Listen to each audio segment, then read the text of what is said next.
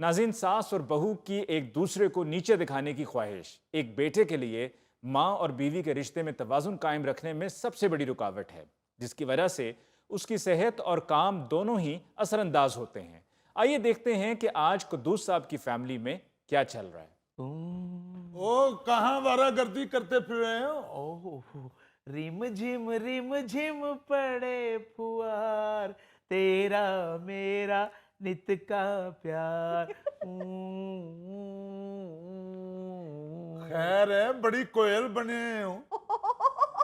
ओ शरफू, ये बाहर कौन इतनी लंबी बेल बजा रहा था?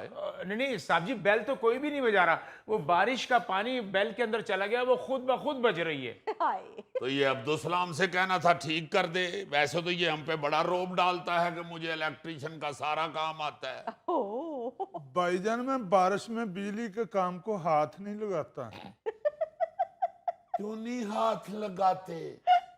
तुम्हें करंट पड़ भी जाए तो इतनी मोटी जिल्द में से बिजली कैसे गुजरनी है? भाईजान, करंट पड़ जाता है। अल्लाह खैर करे, किसे पड़ गया करंट? अस्सलाम वालेकुम जी, दुरानी साहब। क्या हाल है? खैर से फारग ही बैठे हो? दुरानी अंकल, करंट की बात हो रही थी। हाँ, लगता है अब्दुल सलाम की कोनी किसी चीज से लगी है। बहुत बुरा करंट पड़ता है भाई।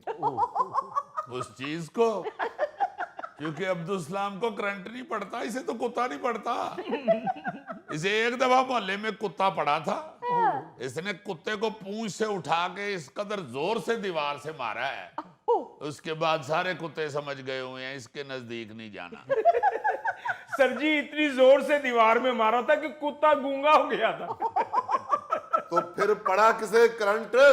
और यार, किसी को नहीं पड़ा दुरानी साहब। वो बारिश की वजह से हमारी डोर बेल खुद ब खुद बजना शुरू हो गई थी, उसकी बात कर रहे थे। और शरफू जी, इलेक्ट्रिशियन को बुला के ठीक करवाओ भाई बेल। जी बेटा। अब्दुल सलाम तो तुम्हें बता रहा है कि वो बरसात में इलेक्ट्रिशियन का काम नहीं करता। पहले कौन सा मामू सारा साल किसी और काम को हाथ लगाते हैं? इनका तो जब भी हाथ लगा है चनों को, पराठों को, लस्सी को, हाँ, भुने हुए गोश्त को तो ये दोनों हाथ लगाते हैं। यकीनन किसी सियाने ने पहली दफा अब्दुल सलाम को ही देख के कहा होगा, काम का न काज का, दुश्मन अनाज का। दुरानी साहब, ये कहावत अब्दुल सलाम की पैदाइश से बहुत पहले की है। ओ भाई, दुनिया में उस वक्त भी ऐसे लोग थे। बहादुरानी साहब, क्यों नहीं काम का मेरा भाई? सारे घर का बोझ तो मेरे भाई के सर पर है। शरफू का तो बस ऐसे नाम ही है जी। चले साहब जी, मेरी तनख्वाह भी अब्दुल सलाम को दे दिया करें। शरफू, क्यों खामखा इतनी अच्छी बात कर रहे हो? ओहो, फजूल बात कर रहा है। बेगम साहबा, मैं तो 24 घंटे एक टांग पे खड़ा रहता हूँ, काम से फुर्सत ही नहीं मिलती। चुप रहो, तुमसे किसी ने सफाई नहीं मांगी। कदूस भाई, तुम भी बड़े सादे आदमी हो यार। यार, तुम्हें तो नौकर ने बेवकूफ बनाया हुआ है। एक टांग पे खड़े होकर तो बंदा काम कर ही नहीं सकता। मैंने जब भी साहिल समंदर पर बगले को एक टांग पर खड़े हुए देखा है, वो सोया होता है, काम तो कर ही नहीं रहा था। सर जी, बगला मुलाजमत नहीं करता, वो वेला होता है। शरफू, जब भी देखो वेले ही खड़े होते हो। कितनी मर्तबा मैंने तुम्हें कहा किचन में जो बर्तन गंदे होते हैं उन्हें साथ साथ धोते रहा करो, वरना चिपकलियां फिरती हैं। चलो, जिस घर में भी झांको, शामत हमेशा नौकर की आई होती है। तो और क्या बीबी जी, मैंने सारे बर्तन धो दिए थे, बल्कि मैं तो किचन को बंद करके भी आ गया था। ये अब्दुल इस्लाम साहब ने खोला है। ओ भाई, मैंने तो किचन आप ही के लिए खोला था। आए मेरा प्यारा भाई, मेरा कितना ख्याल रखता है। हाँ जी, हाँ जी। इस घर में किचन या सिर्फ अब्दुल सलाम के लिए खुलता है या आप ही के लिए खुलता है? हाय, उसकी आप ही कह रहा हूं। अबे ओ खुराक पीसने वाले ग्राइंडर, तुम तो किचन खोलते हो ना, मैं फायर खोलता हूं। आप तुम किचन उस वक्त खोलते हो जब तुम्हें भूख लगी हो, और मैं फायर उस वक्त खोलता हूं जब मेरा शौक जागा हो। ओहो पापा, आप तो बस कर दिया करें। Okay my dear. आपने की है बात। कर लेता हूं, मामू के टॉपिक से फुर्सत मिले तो कोई बात हो ना। फुर्सत के वक्त सबसे अच्छा काम शिकार है बेटा। लो जानते हो शिकार के बेपनाह फायदे हैं बेटा। बंदे की नजर तेज हो जाती है, मसलसल एक ही पोज में बैठने का तजर्बा हो जाता है। तो इस तजर्बे के लिए बाथरूम में बैठ जाया करो।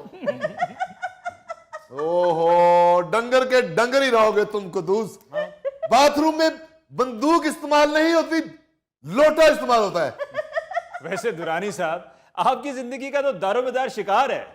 ऑफ कोर्स, शिकार से बंदे के अंदर हौसला पैदा होता है। और अली मुमताज साहब, जानवरों की आदतें और मिजाज समझने का मौका मिलता है। बंदर ऐसे करता है तो लोग समझते हैं कि शायद वो खारिश करना है। नो, वो खारिश नहीं करता। जब वो उदास बैठा होता है तो अपने आप को गुदगुदी करता है कि उसकी हंसी निकले। दुरानी अंकल, ये बात समझने के लिए आप कितनी देर बंदरों में रहे हैं? अभी भी मैं बंदरों में ही हूं। हटो। क्यों? दुरानी अंकल, मैंने तो इतना ही पूछा कि कितना अरसा बंदरों में रहे हैं।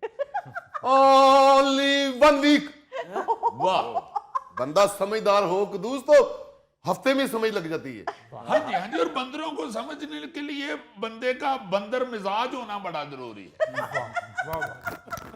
और अगर ना समझ आए तो सारी जिंदगी समझ नहीं आती। क्यों, तुम्हें समझ आती है?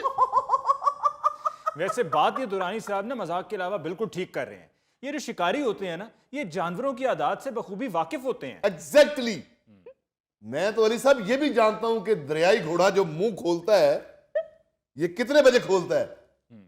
ये दोपहर 3:40 पे खोलता है मुंह। अच्छा। हाँ, क्योंकि उसका कैलूले को दिल कर रहा होता है, जुमाइया ले रहा होता है। लोग समझते हैं कि ये किसी को काटने लगा। क्यों काटेगा वो? उसके किसी ने प्लाट पे कब्जा कर लिया। बिल्कुल ठीक, बिल्कुल ठीक। वो तो रहता ही छप्पड़ में है, उसके पास प्लॉट थोड़ी होता है। मुझे खुशी हुई अली साहब के उसकी रिहाइश का आपको पता है। लेकिन दुरानी अंकल, ये सब का हमें क्या फायदा?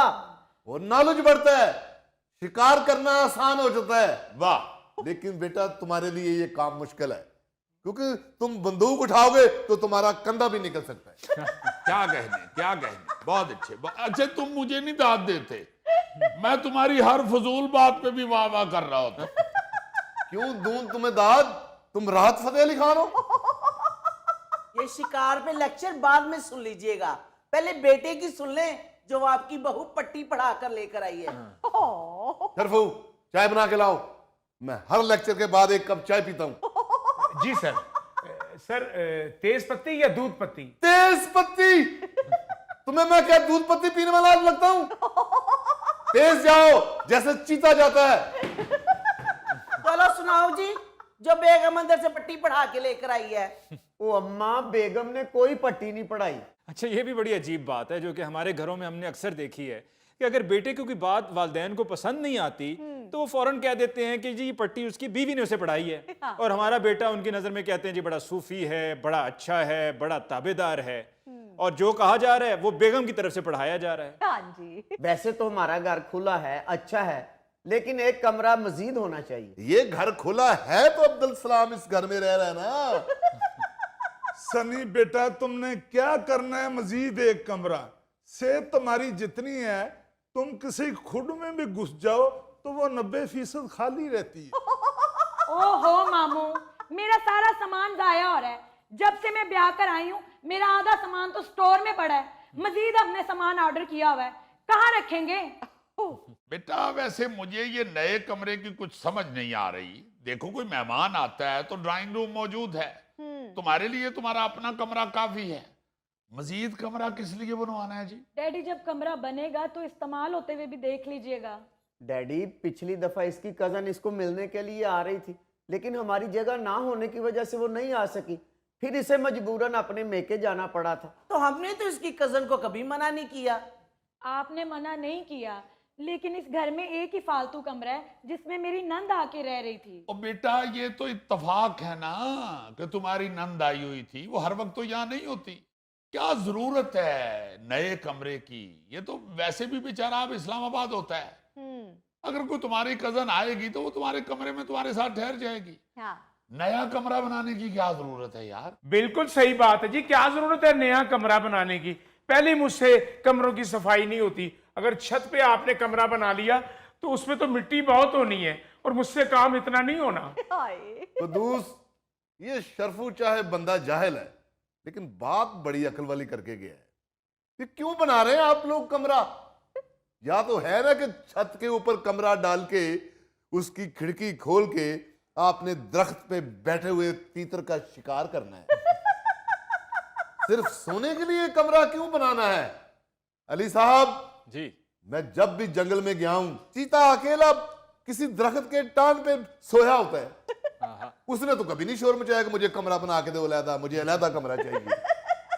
ऐसे दुरानी साहब, माजरत चाहता हूं, आपका माशाल्लाह जंगल के हवाले से नॉलेज तो बहुत है, लेकिन इस नॉलेज ने आपको थोड़ा सा पागल भी कर दिया है। थोड़ा सा पागल तो हर पाकिस्तानी है। आप खोल के देखें सोशल मीडिया, थोड़ा सा क्या, बहुत ज्यादा एक दूसरे को पागल कह रहे हैं। हाँ, ये तो है। कुरानी अली मुमताज साहब पढ़े लिखे आदमी हैं, उन्होंने इसलिए तकल्लफन तुम्हें थोड़ा सा कहा है। यकीन मानो वो भी बहुत ज्यादा कहना चाह रहे थे। Is this true? रिकॉर्डिंग के बाद बताऊंगा। चले डैडी बनवा दे एक कमरा। आए फिर तुम कहोगे ऊपर एक छोटा सा किचन भी बनवा दे। आप ही इस घर में कमरे चाहे 2 बन जाएं, लेकिन किचन एक ही रहेगा। और उस एक किचन में आप कुछ भी नहीं रहने देंगे। देखा देखा, आ गई ना बिल्ली थैले से बाहर। असल कहानी कमरे की नहीं, किचन की है। ओहो, क्यों बिल्ली आई थैले से बाहर? उसको नहर पे क्यों नहीं छोड़ के आए? दोबारा कैसे पकड़ेंगे उसको? सॉरी दुरानी साहब, वो थोड़े से पागल वाली बात मैं वापस ले रहा हूं। सुन रहे हो कुदूस? सुनो तुमने, एक पढ़ा लिखा बंदा मेरे से सॉरी कर रहा है। अम्मी, आपको किचन से मसला है ना बनवा कर दें, लेकिन एक कमरा तो बनवा देना। मैं अपना फर्नीचर यूं बर्बाद होते हुए नहीं देख सकती। ओहो, हद हो गई है भाई। इतना बड़ा घर है और आप लोगों का गुजारा नहीं हो रहा। जब मैं ब्याह कराई थी ना तो एक कमरा था। हाँ सही बात है, सिर्फ एक कमरा था। अब्दुलसलाम को तो बांध के हमने छत पे रखा होता था। हम लोगों ने मैनेज किया था ना। जी जी जी, बिल्कुल मैनेज किया था। जब अब्दुलसलाम को भूख लगती थी फिर इसको ऊपर से खोल के नीचे लाते थे, फिर इसे खिला पिला के बांध के ऊपर रख खाते थे। जैसे सर्दियों में ऊपर से रजाइयां नहीं उतारते, इस तरह खाने के वक्त हम अब्दुलसलाम ऊपर से उतारते थे। देखिए बीबी, अगर वो आपकी बात मानने को तैयार नहीं है, कमरा नहीं बनवाना चाहते हैं, तो इसका मतलब है कि कोई बजट का मसला होगा या कोई और प्रॉब्लम भी हो सकती है। आपको चाहिए कि आप मैनेज करें। मैंने देखा है कि आपके ससुर कुद्दूस साहब आपसे हमेशा ताउन करते हैं, आपके साथ खड़े होते हैं, लेकिन अगर इस मामले में वो भी एतराज कर रहे हैं तो फिर आपको उनकी बात माननी चाहिए। वो यार, एतराज किस बात का अली मुमताज साहब? बजट का भी क्या मसला होना है? हमने तो अपनी गुजार ली हुई है। अगर हम किसी तरह पैसे की भी बचत कर रहे होते तो इन्हीं के लिए कर रहे होते हैं। सब कुछ इन्हीं का है, हमने कौन सा यहाँ बैठ रहना है? कल कला को अल्लाह ना करे अब्दुलसलाम को कुछ हो जाए तो इसका कमरा भी इन्हीं का है। अल्लाह खैर करे, अगर बात यहाँ तक पहुंच गई है तो बना दे इनको एक नया कमरा, मुझे कोई इतराज नहीं। लेकिन मुझे एतराज है और रहेगा। मैंने कहा था ना कि कोई नहीं मानेगा। अंदर तो बड़ा कह रहे थे कि मैं बात करूंगा, अब मुंह में घुंघनियां डाल के बैठ गए हो। कर तो रहा हूं, और क्या बंदूक तान लूं? बंदूक सिर्फ शिकार पे तानने के लिए होती है। मैं तुम्हें बंदूक को हाथ नहीं लगाने दूंगा। हाँ, अगर तुमने अब्दुल सलाम पे तानी है तो पकड़ो।